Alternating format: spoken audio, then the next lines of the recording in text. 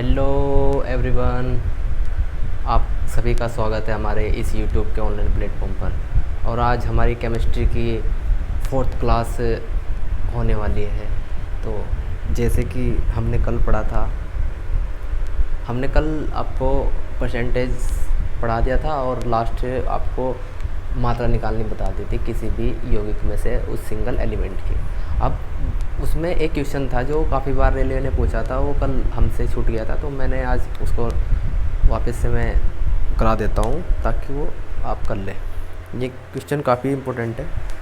देखो, इसमें ना हमको मात्रा निकालनी मैंने आपको लास्ट क्लास में बताई थी, उसका ही ये लास्ट क्वेश्चन है।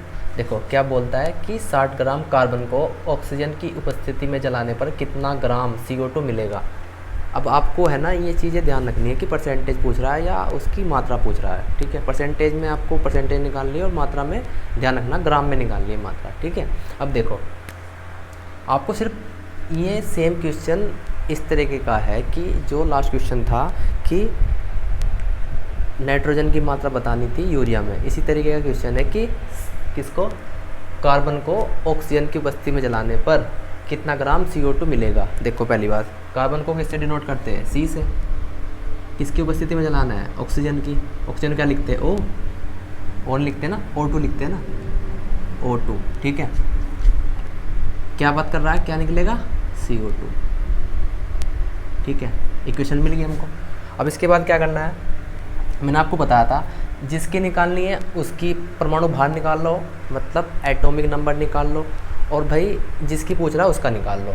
अब किसकी बात कर रहा है, 60 ग्राम किसकी बात कर रहा है, 60 ग्राम कार्बन की। तो पहले निकालते कार्बन की। कार्बन कितना होता है, 12। ठीक है, ऑक्सीजन कितना होता है, परमाणु क्रमांक नहीं, परमाणु भार निकालना है, कितना होता है, 16। ठीक है, 16 दूनी कितना हो गया, 16 गुना 2। पहली बात तो हमें इसका लिखना नहीं, इसका नहीं लिखना, हमें सिर्फ जिसका निकालना है और जो मिलेगा उसके बारे में बात करेंगे। हमें क्या बोला, कार्बन, कार्बन की मैंने निकाल ली, इसकी पूछ नहीं रहा, इसका मतलब नहीं बैठता। क्या निकालना है, CO2 कितना मिलेगा, C कितना 12 प्लस O कितना 16 दूनी 32, कितना हो गया 12 प्लस 32 कितना हो गया, 2 4 44। ठीक है, मैं सीधा 44 लिख देता हूँ। डस्टर कहाँ गया, कितना आ गया, यहाँ आ गया आपका कितना 44। ठीक है, अब देखो 12 में 44 है, एक में कितना होगा 44/12। अब कितने की बात कर रहा है, 60 ग्राम की। 60 ग्राम इक्वल टू कितना हो जाएगा, 44/12 गुना 60, कितना आ जाएगा 12 पंजे 60, कितना आ जाएगा 5 चौक 20, 5 चौक 20, कितना आ जाएगा 222 ग्राम। ये इसका आंसर है। ये है ना NTPC में भी पूछा गया है, और आपके पहले पेपर है ना बोर्ड के हिसाब से हुआ करते थे रेलवे के, कि अजमेर बोर्ड सेपरेट, तो डिफरेंट बोर्ड ने भी क्वेश्चन पूछा है। जैसे गुवाहाटी हो गया, आसाम हो गया, इन सभी के अलग अलग एग्जाम हुआ करते थे, तो उसके हिसाब से क्वेश्चन पूछा गया है, इसलिए मैंने आपको बता दिया। ठीक है, ये रेलवे का फेवरेट क्वेश्चन है। अब बात करते हैं वाष्प घनत्व की, वेपर डेंसिटी। ये आज का टॉपिक है, वेपर डेंसिटी। इसमें क्या है, मैं थोड़ा सा समझा देता हूँ। इसका फॉर्मूला सबसे पहले बात करते हैं, वेपर डेंसिटी का फॉर्मूला क्या है। फॉर्मूला कुछ नहीं है, बिल्कुल आसान शब्दों में क्या कहते हैं, परमाणु भार, एटॉमिक मास अपॉन 2। बस जिसका पूछ रहा है उसका एटॉमिक मास निकाल लो, जैसे सबका निकालते हैं। कोई बड़ा सा फॉर्मूला दे रखा है, सिंगल करके निकाल लो, और क्या करो, बाई 2 कर दो, 2 से भाग कर दो, आंसर निकल कर आ जाएगा। अब जैसे मैंने एक एग्जांपल लिया है, H2SO4 सल्फ्यूरिक एसिड का वाष्प घनत्व कितना होता है, कैसा कितना होता है, निकालो। H का कितना होता है, 1 गुना 2 प्लस S का कितना होता है 32 प्लस O का कितना होता है 16 मल्टीप्लाई 4। ठीक है, तो कितना हो गया 2 प्लस 32, 16 चौक 64, टोटल कितना हो गया 4 2 6 और 2 8 6 3 9, कितना आ गया 98। अब पूछ रहा है वेपर डेंसिटी, तो कैसे निकालेंगे, वेपर डेंसिटी परमाणु भार कितना 98 बाई कितना 2, काट तो 2 से, कितना आ जाएगा 2 चौक 8 और 2 9 18, कितना आ गया 49 आंसर होगा इसका। ठीक है। अब कुछ बच्चे इसको रट लेते हैं कि भाई इसका आंसर 49 होगा। अरे क्यों रटना भाई, जब हमको फॉर्मूला पता है, हमने रिवीजन किया हुआ है, तो आंसर 1 सेकंडों में निकाल दो। चीज़ों को रटोगे तो चीज़ें कॉम्प्लिकेटेड होती चल जाएगी। कितनी चीज़ें याद रखोगे, एक दिमाग की तो है भाई, जितना समझोगे उतना चीज़ों से रिलेट कर पाओगे। समझने की कोशिश करो ताकि ये क्वेश्चन आपके लिए आसान हो जाए। ये सब बहुत आसान क्वेश्चन है भाई, 9th-10th क्लास के बच्चों को पढ़ाए जाते हैं और आपको ये आने चाहिए। ठीक है। और ये देखो, ये नहीं देगा लिखा हुआ, आप सोच रहे हो H1 दे दिया, S32 दे दिया, वो 16 दे दिया, ये तो मैंने लिख दिया सहूलियत के हिसाब से कि आपको पता चल जाए कि H कितना है, R कितना है। ठीक है, ऐसा नहीं देगा। ठीक है। अब पूछता है एक क्वेश्चन और है, एक एग्जाम्पल और ले लेते हैं इसका। पूछता है किसी पदार्थ का वाष्प घनत्व यानी वेपर डेंसिटी 40 है। क्या दे रखा है, वेपर डेंसिटी दे रखी है, दिखाई नहीं दे रहा होगा यहाँ पे, ये देख लो वेपर डेंसिटी कितनी है, कितनी है यहाँ इसमें देख लो, फॉर्मूले में रख देते हैं वैल्यू कितनी है 40। अब पूछ रहा है कि उसका अणुभार निकाल दो। अणुभार हमें पता नहीं, बाई 2। ठीक है, तो क्या करेंगे, इसकी मल्टीप्लाई यहाँ हो जाएगी, तो कितना आ जाएगा इसका आंसर, कितना आ जाएगा 80 आंसर आ गया। अब 80 किसका परमाणु भार है, एक बार पीरियोडिक टेबल में चेक कर लो। वैसे मैंने रैंडम क्वेश्चन बनाया था, अगर किसी का 80 है तो वो एटम होगा, पूछ लेगा क्या है। अब आपको पीरियोडिक टेबल में ये याद होना चाहिए, ये आपके ऊपर है। अब इसमें मैं तो कुछ ट्रिक बता नहीं सकता, नहीं। ठीक है, तो क्या इतना आ गया 80। अब पीरियोडिक टेबल में चेक करो किसका परमाणु भार 80 है, और मुझे कमेंट बॉक्स में बताओ कि किसका परमाणु भार 80 है। ठीक है, ये इतना हो जाएगा, इसका बिल्कुल उल्टा है। ठीक है, अब इसके बाद बात करते हैं तुल्यांकी भार के। देखो, तुल्यांकी भार के एक्चुअल में 6 से 7 फॉर्मूले होते हैं।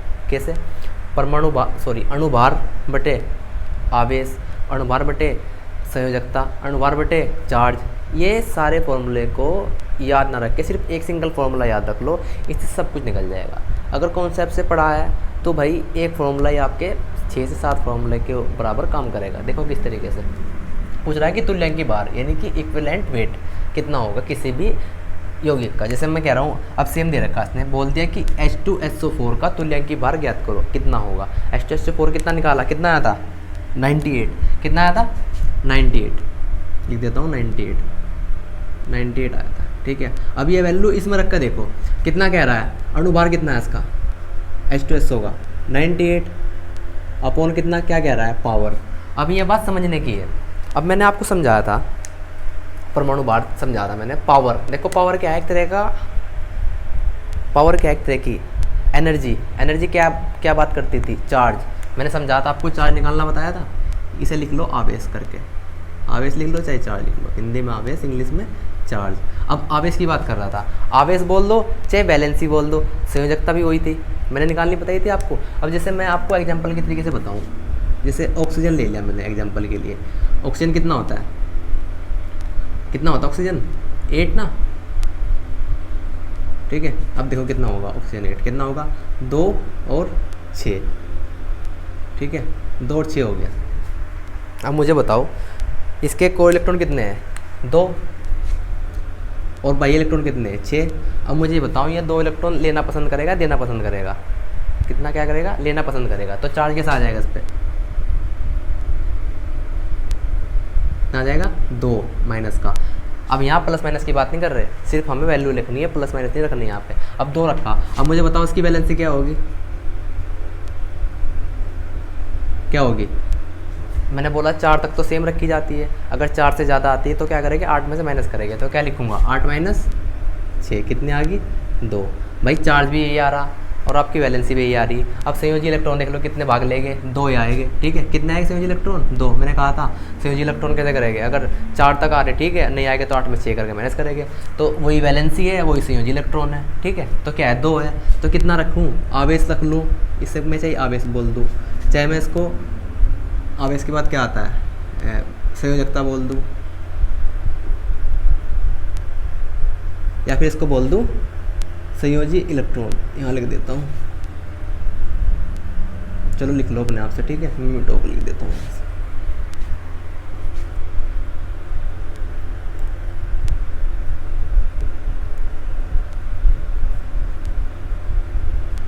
संयोजी इलेक्ट्रॉन फॉर्मूला यहाँ से हो जाएगा। ठीक है, अब तुल्यांकी भार के फॉर्मूले कुछ भी बोल दे, एक ही बात है।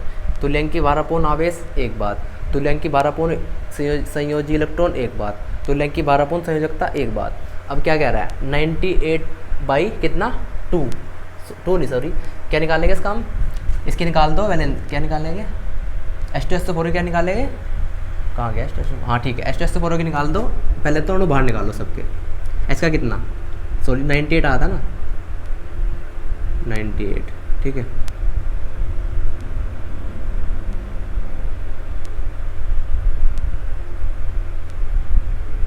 कितना आया 98 आया था ना, तुल्यक की बार ज्ञात करो। और क्या बात कर रहा है संयोजकता कितनी है इसके पास। अब देखो इसमें संयोजकता कैसे निकालेंगे, पूरा फॉर्मूला है H2SO4, ठीक है। अब मैंने निकाल के बताई आपको O की, जो सबसे फॉर्मूले के लास्ट में रहेगा ना, सिर्फ आपको उसकी वैलेंसी रख देनी है इसके नीचे, संयोजकता रखनी है, चाहे रख दो आपकी इलेक्ट्रॉन, संयोजी इलेक्ट्रॉन रख दो, चाहे आवेश रख दो। सबसे लास्ट में क्या है ऑक्सीजन है, ठीक है। तो ऑक्सीजन की निकालनी है आपको क्या संयोजकता। अब ऑक्सीजन की मैंने निकाली कितनी आई थी, दो आई थी ना, मैंने अभी निकाली थी O8 कितना था 2 आई थी ना, आवेश भी 2 आया था -2, ठीक है। संयोजी इलेक्ट्रॉन 2 आया था, संयोजकता भी 2 ही आई थी। तो क्या रखूँगा 98/2 काटे कितना आ जाएगा 49, इसका कितना आ जाएगा आंसर, कितना हो जाएगा इसका 49 आंसर, ठीक है। आई होप ये आपको समझ आया होगा, नहीं समझ आया तो वीडियो को वापस से देख लो। अब देखो ये लगभग सारी चीज़ें मैंने आपको बता दी। अब बात करते हैं एटम और मॉलिक्यूल, यानी कि परमाणु और अणु में कितना अंतर है। इस चीज़ को है ना काफ़ी स्टूडेंट्स कन्फ्यूजन में रहते हैं कि अणु बड़ा होता है या परमाणु, ठीक है, काफ़ी कन्फ्यूजन रहता है। इस चीज़ को आज बिल्कुल क्रिस्टल क्लियर करवा दिया जाएगा। देखो कैसे, एटम क्या है, एटम है ना सबसे छोटा कण है। बात करते हैं परमाणु की, परमाणु सबसे छोटा कण है। अब बात करते हैं अणु की, परमाणु से मिलकर बना होता है अणु। तो क्या है परमाणु का संयोजन है, यानी कि बहुत सारे परमाणु मिलकर क्या बनाते हैं अणु बनाते हैं। अब देखो कह रहा है स्वतंत्र नहीं रह सकता, ये कह रहा है सबसे छोटा कण है।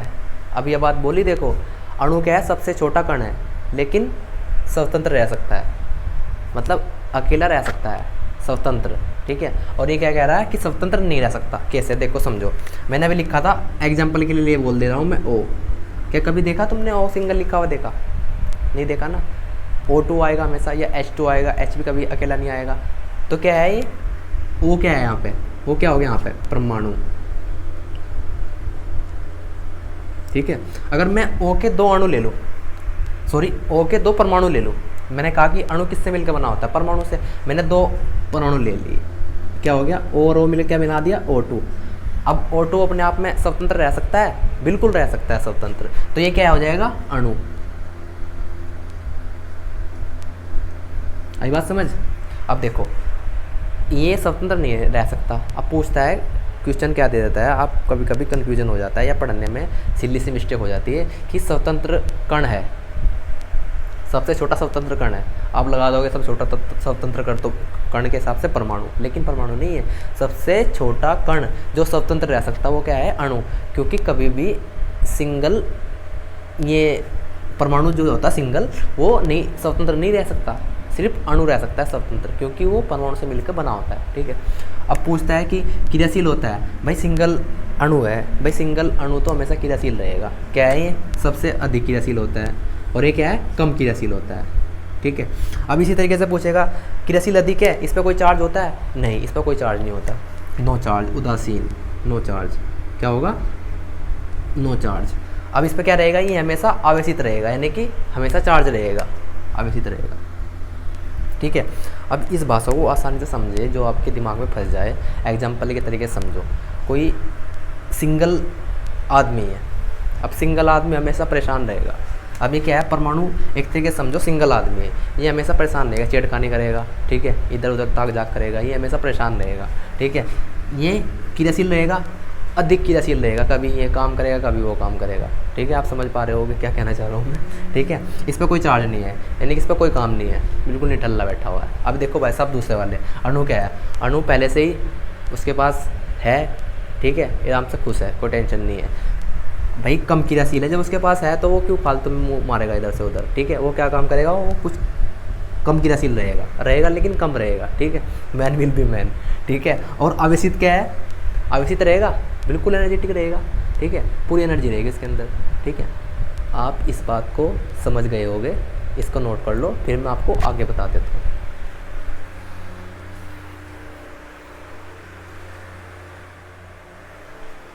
अब देखो, अब पढ़ाते हैं आपको आवर्त सारणी। देखो आवर्त सारणी को हम दो पार्ट में पढ़ाएंगे, आधी अब पढ़ा देंगे और आधी आपको बाद में पढ़ा देंगे, ठीक है। अब देखो क्या है, आपने आवर्त सारणी देखी होगी, मैंने कंप्लीट आवर्त सारणी बना दी है लगभग, ठीक है।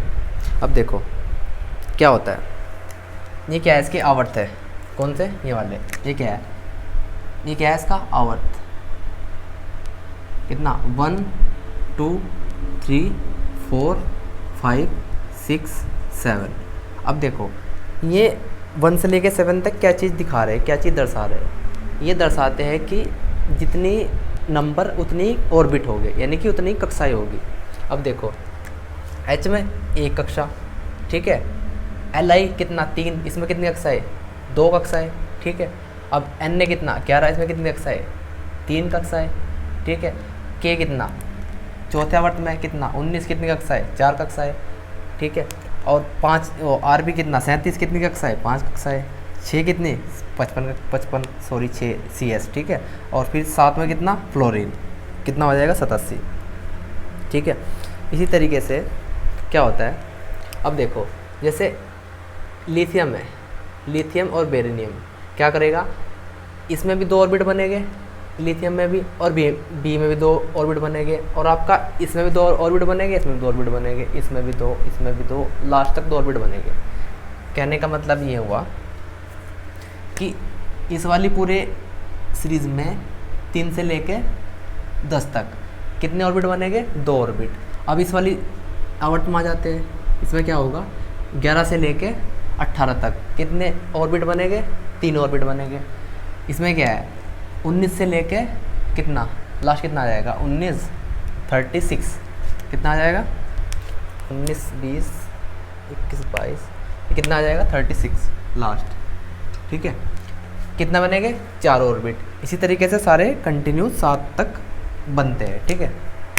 अब देखो इसमें क्या होगा, अब मुझे आपको बताना है कि आवर्त सारणी में यानी कि पीरियोडिक टेबल में ऊपर से नीचे जाने पर क्या होगा और लेफ्ट से राइट जाने पर क्या होगा। बस इन 2 बातों पर चर्चा करेंगे, इन्हीं 2 बातों को आप भी फोकस करना, सिर्फ इन्हीं 2 बातों को समझे, क्योंकि पीरियोडिक टेबल पूरे अपने चैप्टर के अकॉर्डिंग कंप्लीट पढ़ाऊँगा। अभी सिर्फ परमाणु के बारे में चर्चा कर रहे हैं कि लेफ्ट से राइट जाने पर क्या क्या गुण बढ़ जाते हैं, क्या क्या गुण घट जाते हैं, और लेफ्ट से राइट और टॉप से बॉटम। देखो क्या है, पूछेगा कि लेफ्ट से हम क्या कर रहे हैं, पहली बात करते हैं, पहले ऊपर से नीचे की बात कर लेते हैं, टॉप से बॉटम। क्या हो रहा है भाई, टॉप ये रास का मतलब पूरे का टॉप, और ये क्या रास का पूरे का बॉटम, ठीक है। ये ऊपर हो गया, ये नीचे हो गया।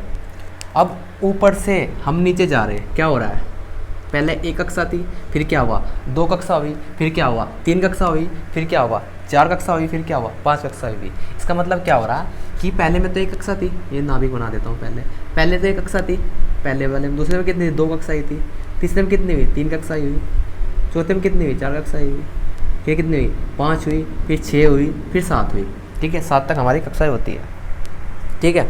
तो क्या हो रहा है, क्या हो रहा है, परमाणु का आकार बड़ा होता जा रहा है।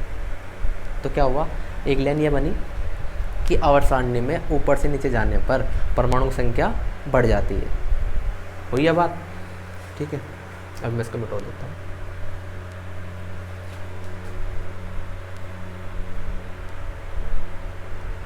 ठीक है, एक बात तो यह लिख लो, क्या हुआ, पहला पॉइंट क्या लिखोगे कि आवर्त सारणी में ऊपर से नीचे जाने पर क्या होता है, परमाणु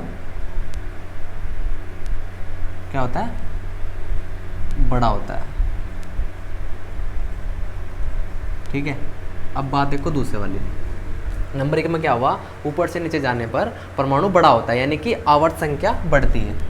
यहाँ लिख लो, आवर्त संख्या क्या होती है, बढ़ती है, ठीक है, इंक्रीज हो जाती है, लिख दिया मैंने यहाँ पे इंक्रीज, ठीक है। अब नंबर 2 पे देखो क्या होगा, जैसे ही क्या हुआ, जैसे ये नाभिक था, ठीक है, इसमें पहला कक्षा, दूसरी कक्षा, तीसरी कक्षा, मतलब क्या हो रहा है, इलेक्ट्रॉन दूर चला जा रहा है किससे, नाभिक से। अब नाभिक से मैंने आपको बताया था जितना क्लोज रहेगा उतनी पकड़ नाभिक की उस पर रहेगी, और जितना दूर जाएगा क्या होगा, उतना ही पकड़ कमज़ोर होती चली जाएगी। तो क्या है, एक लाइन और लिख लो, क्या होगा कि आवर्त सारणी में ऊपर से नीचे जाने पर नाभिक की पकड़ कम हो जाती है। क्या हो जाती है, नाभिक की पकड़ कम होती है। ठीक है, और नंबर 3 पे लिखोगे। इसके बाद क्या होता है,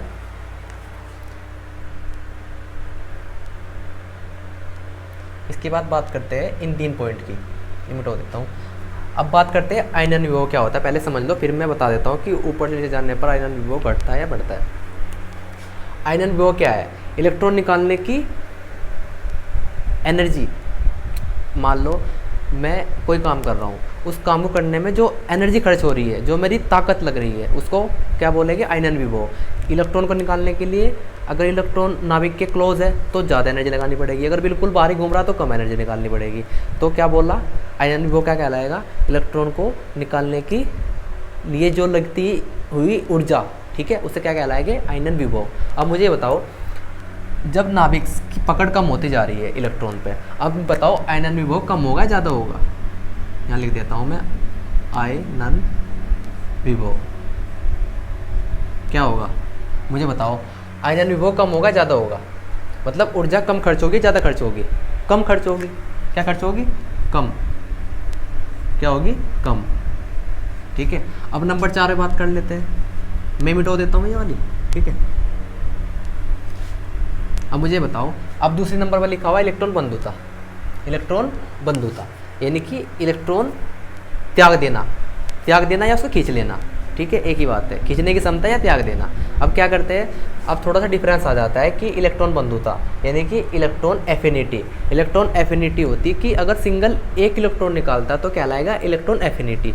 इसी बात को अगर इस तरह बोला जाए कि विद्युत ऋणात्मकता, इलेक्ट्रॉन नेगेटिविटी क्या होगी, अगर एक साथ 2 इलेक्ट्रॉन निकाल लेता है, सिर्फ इतना सा अंतर है। अगर एक इलेक्ट्रॉन निकाल लेता है तो क्या कहलाएगी, बंधुता, यानी कि शेयरिंग में काम कर लेते हैं। और अगर 2 इलेक्ट्रॉन निकाल लेता है तो क्या करेगा, उसको कहलाएगा विद्युत ऋणात्मकता। अब पूछता है कि सबसे अधिक इलेक्ट्रॉन बंधुता किसकी होती है, क्लोरीन की। ये सीधा सीधा क्वेश्चन बन जाता है, एक किसकी होती है, क्लोरीन की।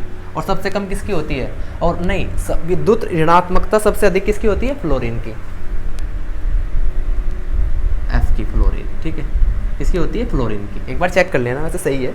क्या होता है, इलेक्ट्रॉन खींचने की क्षमता, एक इलेक्ट्रॉन खींचने की क्षमता क्या कहलाती है, विद्युत बंधुता, इलेक्ट्रॉन बंधुता। और विद्युत ऋणात्मकता क्या कहलाती है, विद्युत ऋणात्मकता कहलाती है अगर 2 इलेक्ट्रॉन खींचे जाते हैं। सबसे अधिक किसकी होती है, फ्लोरीन की, और इलेक्ट्रॉन बंधुता सबसे अधिक किसकी होती है, आपकी क्लोरीन की।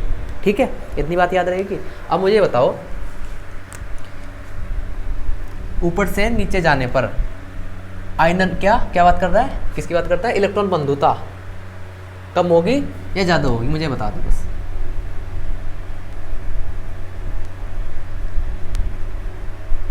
क्या होगी, कम। ठीक है, अब मुझे एक चीज़ और बताओ।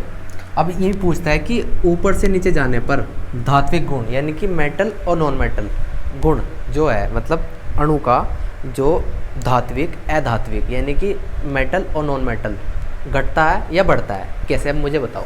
अब मुझे बताओ, मैंने आपको समझाया था कि भाई, यहाँ लिख देता हूँ, इसे मिटा देता हूँ। मैंने क्या बताया था आपको, मैंने बताया था कि 1 2 3 और 4 तक होगा तो क्या कहलाएगा, पता क्या बोला था मैंने, एक तो बोला था 4, फिर 4 के बाद 4 से अधिक। ठीक है, अभी बस। तो मैंने क्या बोला था, 1 से जो 4 तक क्या होता है वो क्या कहलाता है, नॉन मेटल, सॉरी मेटल ना, मेटल। और ये कहलाएगा बोथ, और ये क्या कहलाएगा, नॉन मेटल। ठीक है,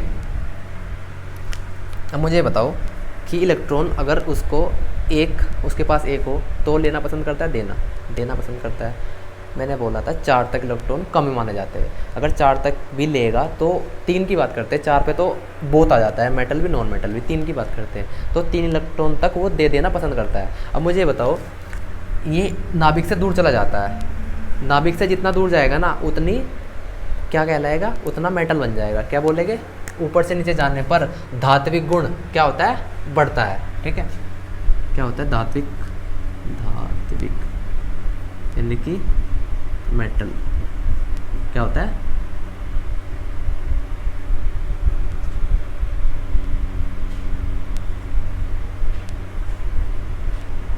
ठीक है।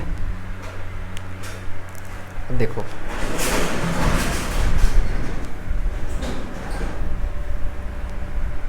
ये लिख लो, ये तो हो गया आपका टॉप टू बॉटम।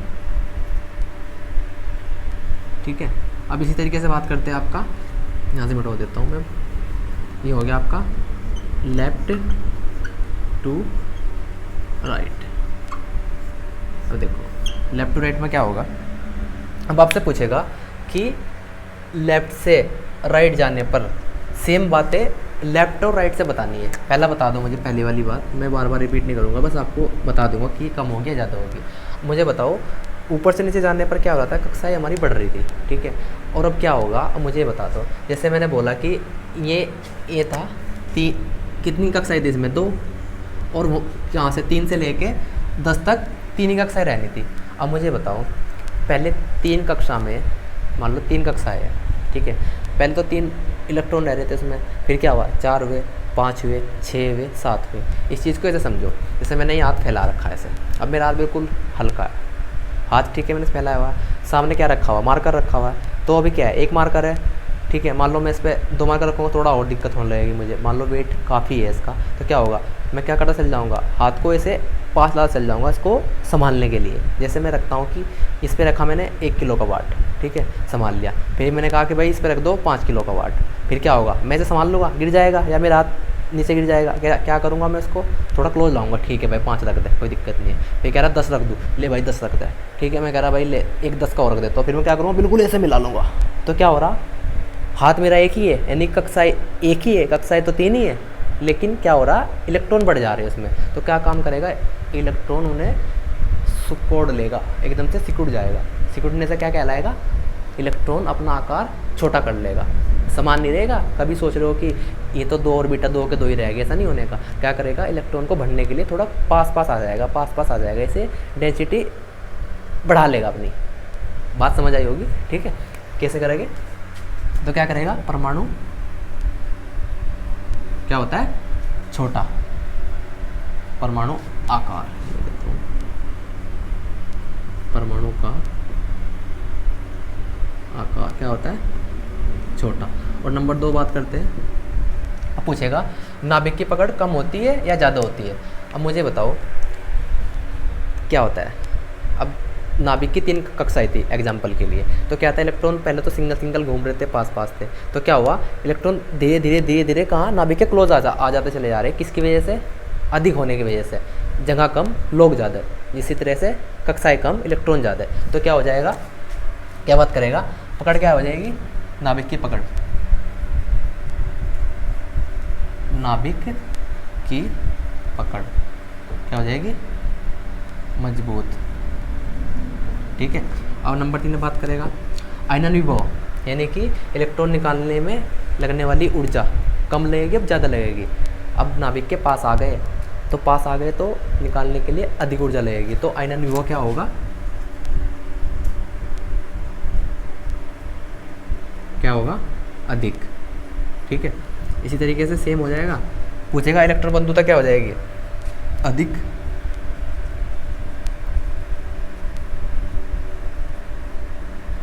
ठीक है, अब नंबर 5 पे पूछता है, अब क्या करता है, अब इलेक्ट्रॉन निकालने के लिए बहुत ज़्यादा एनर्जी लगती है, यानी कि इलेक्ट्रॉन लेने ज़्यादा पड़ रहे हैं और देने कम पड़ रहे हैं। ठीक है, तो अब क्या हो जाएगा, धात्विक गुण यानी कि मेटल और नॉन मेटेरिकल गुण क्या हो जाएगा। अब सारे अणु कैसे चल जाएंगे, लेफ्ट से राइट जाने पर, यहाँ लिख देता हूँ, लेफ्ट से राइट जाने पर क्या होता है, धात्विक गुण धात्विक गुण क्या होता है, पहले तो क्या हो रहा था, धात्विक गुण क्या हो रहा था, पहले बढ़ रहा था, यहाँ क्या हो रहा, कम कम हो रहा, तो क्या हो जाएगा, सारे नॉन मेटल।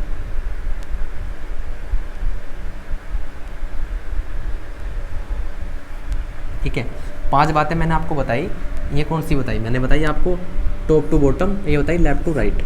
अभी आवर्त सारणी में सिर्फ इतना ही बताया जाएगा, इसके बाद हम पढ़ेंगे कल। आई होप आपको समझ आया होगा। तब तक के लिए बाय, जय हिंद। मिलते हैं नेक्स्ट क्लास में। जय हिंद।